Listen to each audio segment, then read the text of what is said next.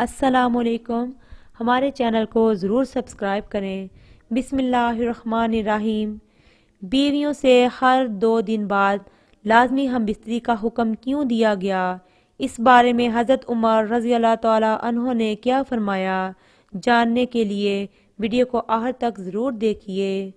امام جلال الدین سیوطی رحمۃ اللہ علیہ نے حضرت عمر رضی اللہ عنہ کے حوالے سے یہ بیان کیا ہے کہ آپ رات کے وقت گشت کر رہے تھے تو ایک گھر سے ایک عورت کی آواز آ رہی تھی اور وہ کچھ اشعار پڑھ رہی تھی۔ مفہوم یہ تھا کہ اس کا شوہر گھر سے کہیں دور چلا گیا تھا اور وہ اس کے فراق میں غمزدہ تھی۔ سیدنا عمر فاروق رضی اللہ عنہ گھر آئے اور اپنی زوجہ سے دریافت کیا کہ شادی شدہ عورت شوہر کے بغیر کتنی مدت صبر کر سکتی ہے؟ تو زوجہ نے جواب دیا کہ 3 سے 4 ماہ۔ آپ نے حکم جاری کر دیا کہ ہر فوجی کو 4 ماہ بعد ضرور چھٹی دی جائے تاکہ ہر فوجی اپنی بیوی کا حق ادا کر سکے۔ اگر بیوی سے ہم بستری کو دل نہ چاہے تو اس سے ہم بستری ترک کر دینا جائز نہیں، کیونکہ ہم بستری بیوی کا بھی حق ہے اور ترک ہم بستری اس کے لیے مضر ہے۔ جس طرح عورتوں کو مردوں کے جذبات کا لحاظ رکھنا ضروری ہے، اسی طرح مردوں کو بھی لازم ہے کہ عورتوں کے جذبات کا خیال رکھیں، ورنہ جس طرح مرد کی ناراضگی سے عورت کی زندگی جہنم بن جاتی ہے، اسی طرح عورت کی ناراضگی بھی مردوں کے لیے وبال جان بن جاتی ہے۔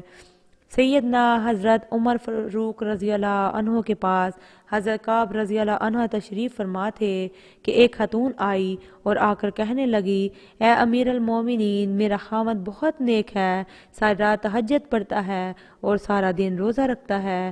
یہ کہہ کر خاموش ہو گئی۔ حضرت عمر رضی اللہ عنہ بڑے حیران ہوئے کہ خاتون کیا کہنے آئی ہے۔ اس نے پھر یہی بات دوبارہ دہرائی کہ میرا خاوند بہت نیک ہے، ساری رات تہجد میں گزارتا ہے اور سارا دن روزہ رکھتا ہے۔ اس پر حضرت کعب رضی اللہ عنہ بول پڑے، اے امیر المومنین، اس نے اپنے خاوند کی بڑے اچھے انداز میں شکایت کی ہے۔ امیر المومنین، کیسی شکایت؟ جب وہ ساری رات تہجد پڑھتا رہے گا اور سارا دن روزہ رکھے گا تو پھر بیوی کو وقت کب دے گا؟ تو یہ خاتون کہنا چاہتی تھی کہ میرا خاوند نیک تو ہے مگر مجھے وقت نہیں دیتا۔ چنانچہ حضرت عمر رضی اللہ عنہ نے اس کے خاوند کو بلایا تو اس نے کہا، ہاں اے امیر المومنین، میں مجاہدہ کرتا ہوں۔ حضرت عمر رضی اللہ عنہ نے حضرت کعب رضی اللہ عنہ سے کہا کہ آپ فیصلہ کریں۔ حضرت کعب رضی اللہ عنہ نے فرمایا کہ دیکھو، شرعاً تمہارے لیے ضروری ہے کہ تم اپنی بیوی کے ساتھ وقت گزارو، ہنسی خوشی اس کے ساتھ رہو اور کم از کم ہر 3 دن کے بعد اپنی بیوی کے ساتھ ہم بستری کرو۔ تو وہ میاں بیوی تو چلے گئے۔ حضرت عمر رضی اللہ عنہ نے حضرت ابن کعب سے پوچھا کہ آپ نے یہ شرط کیوں لگائی کہ ہر 3 دن کے بعد بیوی سے ملا کرو؟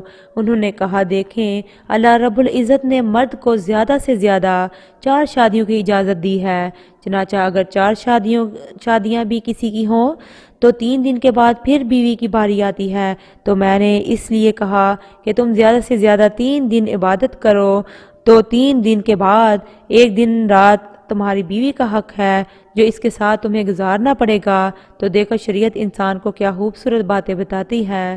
رسول اکرم صلی اللہ علیہ وسلم نے فرمایا کہ عورتوں کے ساتھ خیر خواہی کرو، اس لیے کہ وہ تمہارے پاس تمہاری قیدی ہیں، تم ان سے ہم بستری اور عظمت اور اپنے مال کی امانت وغیرہ کے علاوہ اور کچھ اختیار نہیں رکھتے، اور جب وہ اپنا قرض ادا کرتی ہوں تو پھر ان کے ساتھ بدسلوکی کا جواز کیا ہے۔ ہاں، اگر وہ کسی کھلی ہوئی بے حیائی کا ارتکاب کریں تو پھر تمہیں انہیں سزا دینے کا حق حاصل ہے۔ پھر وہ اگر ایسا کریں، انہیں بستروں سے علیحدہ چھوڑ دو اور انہیں مارو، لیکن اذیت ناک مار نہ دو۔ اس کے بعد اگر وہ تمہاری بات مان جائیں تو پھر انہیں سزا دینے کا بہانہ نہ تلاش کرو۔ جس طرح تمہاری بیویوں پر حق ہے، اسی طرح تم پر تمہاری بیویوں کا بھی حق ہے۔ تمہارا حق تمہاری بیویوں پر یہ ہے کہ وہ تمہارے بستر پر ایسے لوگوں کو نہ روندیں جنہیں تم ناپسند کرتے ہو، اور تمہارے گھر میں ایسے لوگوں کو آنے کی اجازت نہ دیں جنہیں تم اچھا نہیں سمجھتے۔ سنو، اور تم پر ان کا حق یہ ہے کہ تم ان کے لباس اور پہننے میں اچھا سلوک کرو۔ جس طرح عورتوں کو مردوں کے جذبات کا لحاظ رکھنا ضروری ہے، اسی طرح مردوں کو بھی لازم ہے کہ عورتوں کے جذبات کا خیال رکھیں، ورنہ جس طرح مرد کی ناراضگی سے عورت کی زندگی جہنم بن جاتی ہے، اسی طرح عورت کی ناراضگی بھی مردوں کے لیے وبال بن جاتی ہے۔ اگر کسی اجنبی عورت پر اتفاقیہ نظر پڑ جائے اور وہ خوبصورت معلوم ہو تو گھر جا کر اپنی بیوی سے ہم بستری کر لو تاکہ شہوت کو سکون ہو سکے۔ ارشاد نبوی صلی اللہ علیہ وآلہ وسلم ہے کہ جب تم میں سے کسی عورت کو دیکھو اور وہ اسے خوبصورت دکھائی دے تو اسے اپنی بیوی کے پاس چلا جانا چاہیے، کیونکہ عورت کی شکل میں شیطان آتا ہے اور عورت کی شکل میں واپس جاتا ہے۔ اگر کسی کی بیوی نہ ہو تو وہ اللہ تعالیٰ سے پناہ طلب کرے، گناہوں سے سلامتی کی توفیق مانگے اور اس کی شیطان مردود سے پناہ مانگے۔ شوہر اور بیوی کسی کے لیے جائز نہیں کہ وہ اپنی خلوت کی باتیں کسی غیر پر ظاہر کرے، کیونکہ یہ بے وقوفی اور کمینگی ہے۔ عقل و شعور نے اس سے منع کیا ہے۔ حضرت ابو ہریرہ رضی اللہ عنہ بیان کرتے ہیں کہ نبی کریم صلی اللہ علیہ وآلہ وسلم نے مردوں کو مخاطب کرتے ہوئے پوچھا، کیا تم میں سے کوئی ایسا آدمی ہے کہ جب وہ جمع کیا کرتا تھا یعنی ہم بستر کیا کرتا ہو تو دروازہ بند کر کے پردہ کر لیتا ہو اور اللہ کے پردے سے اس فعل کو چھپاتا ہو؟ لوگوں نے جواب دیا، ہاں ایسے لوگ موجود ہیں۔